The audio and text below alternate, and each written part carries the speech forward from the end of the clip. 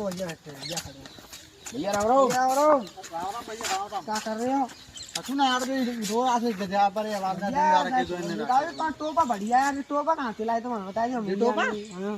ये टोपा तो भाई बेटा जी देख तो दिख रही है मिलिट्री एंड फौज। ओ हाँ दिख रही है हाँ, तू दिख रही अभी तो रहे हो यार। ये ऐसा भाई हो मैं मिलिट्री में लग रहा हूं ना हाँ तो जब वहाँ लड़ाई है गई तो कम से कम होते तो 20-30 आदमी ने बीच में अकेले हो गए देखो फिर में बिनमते बच्चे के बाद आयो 7-8 ने तो मारे आयो में तो भाई चक्कर में मुझे इनाम में तो मिले हो जे दिया तो टोपा जैसे लंगा से मिले हो तो हाँ वो तो दिख रहा कहाँ से मिली।